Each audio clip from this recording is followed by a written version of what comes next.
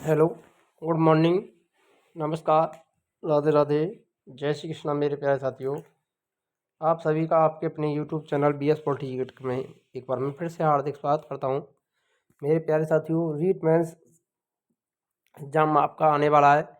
अब मात्र आपके 10 दिन शेष हैं, उनके लिए आपके लिए इम्पोर्टेंट आप साइकिल शिक्षा मनोविज्ञान से संबंधित टॉप 30 क्वेश्चन यहाँ पर हम कवर करने वाले हैं, जो कि आपके एग्जाम में छपने की पूरी संभावना रहेगी यहाँ से। तो top top 30 MCQ REET mains के लिए। तो देखिए, पहला क्वेश्चन यहाँ पर, समावेशी शिक्षा के सिद्धांत किस पर आधारित हैं?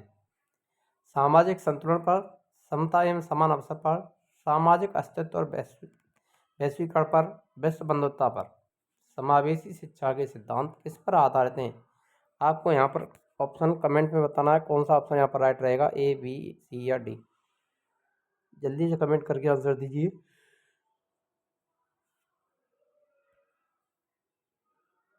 देखते हैं आपकी कैसी तैयारी है और आप 30 में से कितने क्वेश्चन कवर कर पाते हो, ये भी आपको अंत में बताना है कि कितने क्वेश्चन आपने यहाँ पर अटैम्प्ट किए हैं। कमेंट में बस बताना है। देखिए, यहाँ पर जिस किसी का भी ऑप्शन बी आंसर आ रहा है वो राइट हो जाएगा, समता और समान अवसर। बी ऑप्शन आपका सही आंसर रहेगा यहाँ पर। नेक्स्ट क्वेश्चन की तरफ बढ़ते हैं। अगला क्वेश्चन है, अधिगमकर्ताओं की उपलब्धि का आकलन शिक्षकों की सहायता करता है। अधिगमकर्ताओं के प्रदर्शन का रिकॉर्ड रखने में, शिक्षण अधिगम विधियों की प्रभावशीलता का मूल्यांकन करने में, कक्षाओं में अधिगमकर्ता के क्षमता समूह बनाने में, शिक्षण के लिए गतिविधियों की सूची तैयार करने में।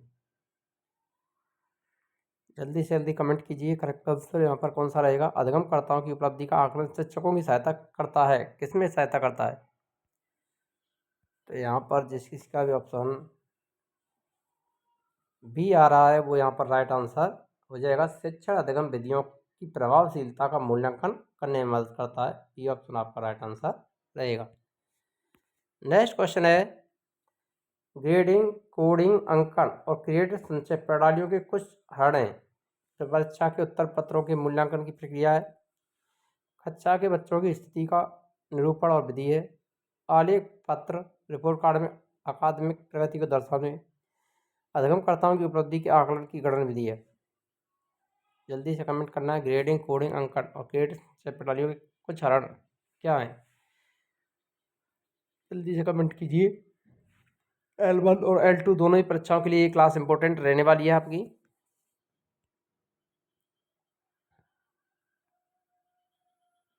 तो देखिए, यहाँ पर जिस किसी का भी ऑप्शन डी आ रहा है वो यहाँ पर राइट आंसर रहेगा। अधिगमकर्ताओं की उपलब्धि के आकलन की गणन विधि है, डी ऑप्शन आपका सही आंसर रहेगा।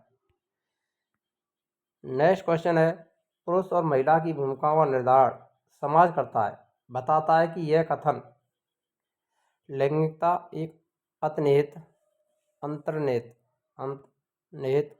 अवतरण है। लैंगिकता एक आनुवंशिक प्रतिभा है। लैंगिकता एक अंतर्ज्ञानी अवतरण है। लैंगिकता एक सामाजिक अवतरण है।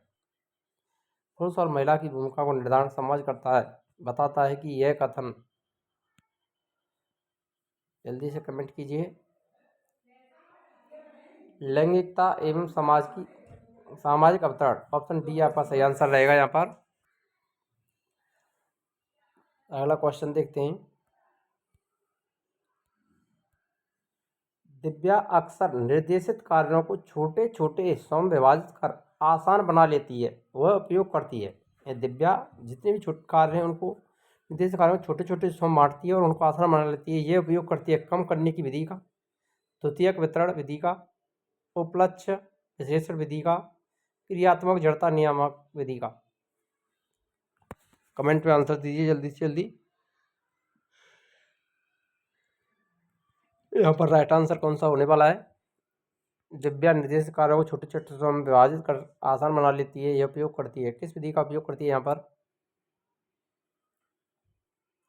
तो वो करती है उपलक्ष्य विश्लेषण विधि का, सी ऑप्शन यहाँ पर राइट आंसर आपका हो जाएगा।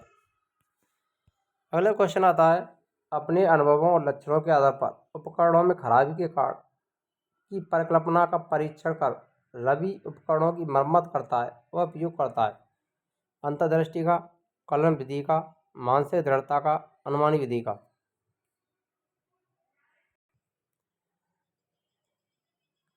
तो यहाँ पर कौन सा राइट आंसर रहेगा?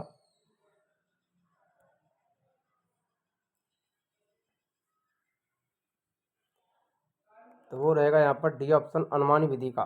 डी ऑप्शन सही आंसर हो जाएगा।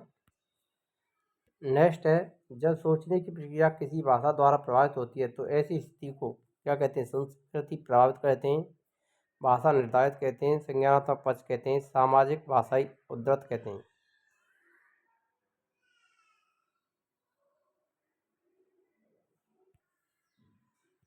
तो यहाँ पर आपका राइट आंसर रहेगा भाषा निर्धारित, बी ऑप्शन आपका सही आंसर हो जाएगा। अगला क्वेश्चन है आपका, किसी भाषा के स्वीकृत ध्वनि संयोजनों को इसके नियमों के अंतर्गत बताया जाता है? ध्वनि संबंधी, व्याकरणिक, वाक्यात्मक, विभक्ति विषयक।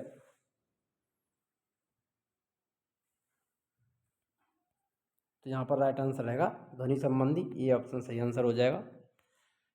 नेक्स्ट क्वेश्चन है, सृजनात्मकता को अवधारणा से की संबंधित माना जाता है? द्रव बौद्धिकता, लवादार बौद्धिकता, अविश्रत सोच, विविध सोच। सृजनात्मकता को अवधारणा से संबंधित माना जाता है, तो यहाँ पर रहेगा राइट आंसर विविध सोच, डी ऑप्शन सही आंसर रहेगा। अगला क्वेश्चन है, बुद्धि लब्धि या IQ की अवधारणा दी गई है? गॉल्टर के द्वारा, बेने के द्वारा, स्टर्न के द्वारा, टर्मन के द्वारा। जल्दी से कमेंट कीजिए करेक्ट आंसर। बुद्धि लब्धि या IQ की अवधारणा किसके द्वारा दी गई थी? तो ये दी गई थी स्टर्न के द्वारा, सी ऑप्शन जिसका भी आंसर आ रहा है वो राइट आंसर रहेगा। यहाँ पर खाली जगह महीनों की आयु के बीच अधिकांश बच्चे शब्दों को मिलाकर छोटे छोटे वाक्यों में बोलना शुरू कर देते हैं। 12 से 18, 18 से 24, 24 से 30, 30 से 36। तो यहाँ पर राइट आंसर कौन सा रहेगा? जल्दी से कमेंट कीजिए। कितने महीने के यहाँ पर जो बच्चे हैं वो शब्दों को मिलाकर छोटे छोटे वाक्यों में बोलना प्रारंभ कर देते हैं? तो यहाँ पर जिस किसी का भी ऑप्शन बी आ रहा है 18 से 24, बी ऑप्शन सही आंसर आपका रहेगा। अगला क्वेश्चन है, व्यक्तिगत शिक्षा कार्यक्रम की योजना के खाली जगह के संदर्भ में बनाई जाती है? विषय विशेष शिक्षा कार्यक्रम, बाल केंद्रित शिक्षा कार्यक्रम, मुक्त विद्यालय शिक्षा कार्यक्रम, ई अधिगम शिक्षा कार्यक्रम।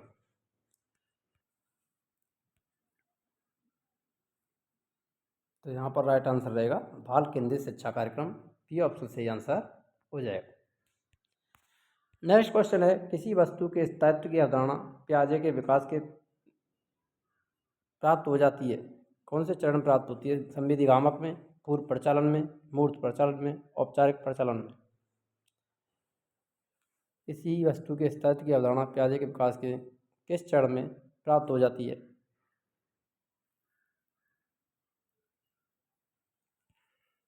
तो यहाँ पर राइट आंसर रहेगा संविधिगामक, ये ऑप्शन सही आंसर हो जाएगा।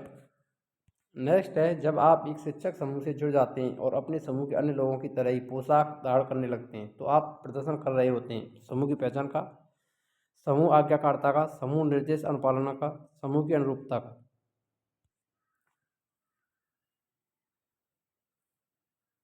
जल्दी से जल्दी कमेंट कीजिए, बहुत ही महत्वपूर्ण क्वेश्चन है। जब आप एक शिक्षक समूह से जुड़ जाते हैं और अपने समूह के अन्य लोगों की तरह पोशाक धारण करने लगते हैं तो आप प्रदर्शन करते हैं? समूह की पहचान का, समूह आज्ञाकारिता का, समूह निर्देश अनुपालना का, समूह की अनुरूपता का। तो यहाँ पर डी ऑप्शन समूह की अनुरूपता का सही आंसर रहेगा। जिस किसी का भी ऑप्शन डी आ रहा है सही आंसर रहेगा यहाँ पर। अगला क्वेश्चन है, शरीर के केंद्रीय भाग से परिधियों या अंगांगों की ओर का विकास दर्शाता है? विकर्णिक विकास के सिद्धांत को, विकेंद्रीकृत विकास के सिद्धांत को, मध्यभाग विकास के सिद्धांत को, सोपानीय विकास के सिद्धांतों को, स्कूल बच्चों के समाजीकरण की एक।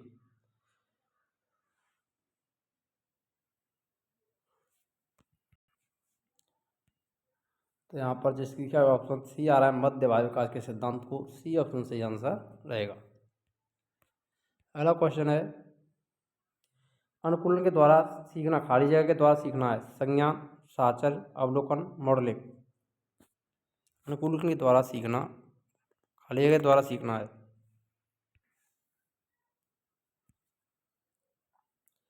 तो बी ऑप्शन यहाँ पर राइट आंसर रहेगा, सेकंड ऑप्शन साचर है, यहाँ पर सही आंसर हो जाएगा। मौजूदा ज्ञान में नई जानकारी को शामिल करने की प्रक्रिया को क्या कहते हैं? अनुकूलन, आत्मसातीकरण, समंजन, समतुल्य। मौजूदा ज्ञान में नई जानकारी को शामिल करने की जो प्रक्रिया है उसे क्या कहा जाता है?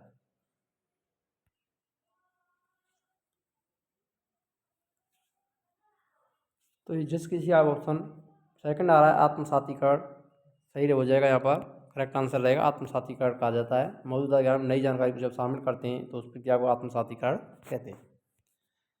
पियाजे के अनुसार औपचारिक संक्रिया की अवस्था है 11 वर्ष से वयस्क अवस्था, 12 वर्ष से वयस्क अवस्था, 13 वर्ष से वयस्क अवस्था, 14 वर्ष से वयस्क अवस्था। पियाजे के अनुसार औपचारिक संक्रिया की अवस्था है, तो जहाँ पर जिस किसी का भी ऑप्शन सेकंड आ रहा है, 12 वर्ष से वयस्क अवस्था, सही आंसर रहेगा सेकंड ऑप्शन। अगला क्वेश्चन, बच्चों में नैतिक व्यवहार को सीखने का मुख्य आधार प्रेक्षण है, यह मत निम्नलिखित में से किस सिद्धांत का है? बच्चों में नैतिक व्यवहार को सीखने का मुख्य आधार परीक्षण है, सामाजिक अध्ययन का, मनोविश्लेषणात्मक सिद्धांत का, जीन पियाजे का नैतिक विकास का सिद्धांत, कोलबर्ग का नैतिक विकास का सिद्धांत।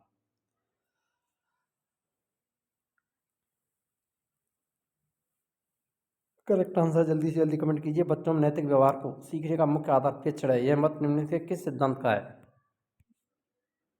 तो फर्स्ट ऑप्शन सामाजिक अधिगम सिद्धांत यहाँ पर राइट आंसर हो जाएगा। शिक्षण के संबंध में निम्नलिखित में से सही क्रम कौन सा है? स्मृति स्तर, बोध स्तर और चिंतन स्तर। बोध स्तर, स्मरण स्तर, चिंतन स्तर, चिंतन स्तर, स्मरण स्तर, बोध स्तर, या उपयुक्त सभी।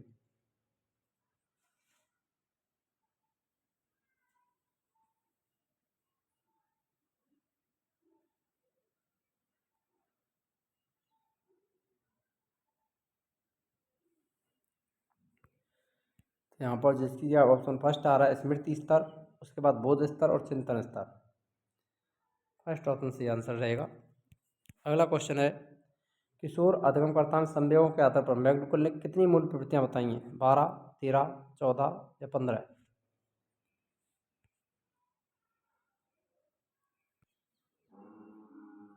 तो मैग्निकुल के अनुसार 14 मूल प्रवृत्तियां बताई गई हैं, थर्ड ऑप्शन आपका राइट आंसर रहेगा यहाँ पर।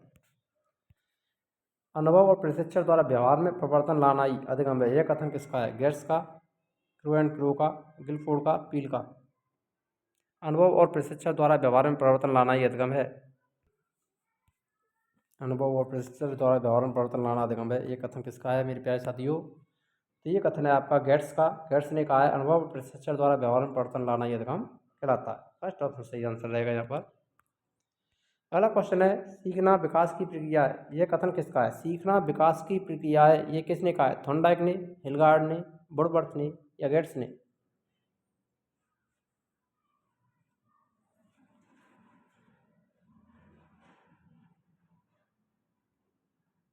जल्दी से जल्दी कमेंट कीजिए, करेक्ट आंसर क्या रहेगा यहाँ पर?